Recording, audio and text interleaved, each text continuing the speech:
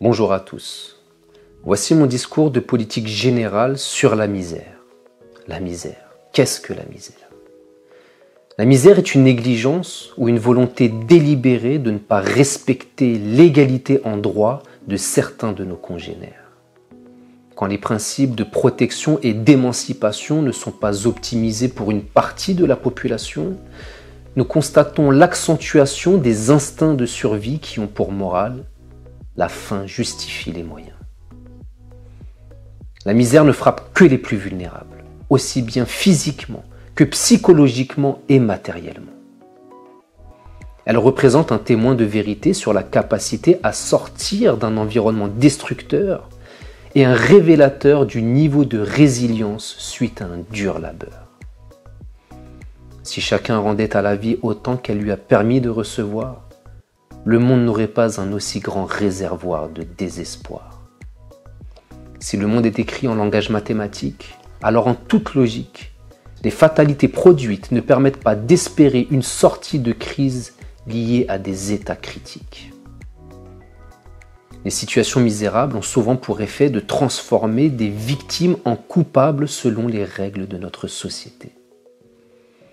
Le besoin de préservation et d'émancipation conduit certaines victimes de la misère à commettre des délits, des crimes, voire même des actes de terrorisme en plein cœur de notre société.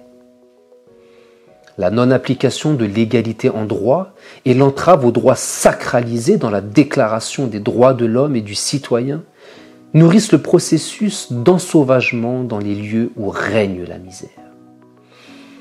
Cet ensauvagement est une menace grave à l'équilibre démocratique de notre République. Il génère un séisme social entre les classes économiques de nos démocraties prétendues civilisées, dans lesquelles la solidarité et l'égalité en droit constituent l'ossature du corps d'État. Détruire la misère doit être la priorité politique. Elle est l'ennemi à abattre pour le bien-être de notre sécurité nationale. Les laissés-pour-compte sont aujourd'hui les témoins du cynisme de certains de nos dirigeants, de nos acteurs institutionnels et de nos concitoyens.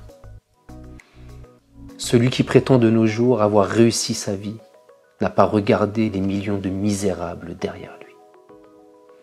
Le cancer que représente la misère produit un grand nombre de métastases qui mutent en voleurs, en assassins, en pédophiles, en corrompus, en dealers, en terroristes, etc. Voyez à quel point est menacé notre modèle social de liberté, d'égalité et de fraternité. La seule thérapie à cette maladie du corps d'État est l'union solidaire pour la destruction de la misère. La mutualisation de nos présences et de nos compétences sera la chimiothérapie permettant la survie du contrat social qui nous unit. Seule la solidarité d'entraide permet de faire société, aussi bien dans l'assistance qui fortifie que dans la liberté d'expression sociale et économique chère à notre nation. L'union de la sagesse populaire verra naître des bâtisseurs d'égalité qui devront veiller à la stabilité de notre Constitution en luttant férocement contre l'ignorance, l'oubli et le mépris des droits de l'homme, les seules causes des malheurs publics et de la corruption des gouvernements.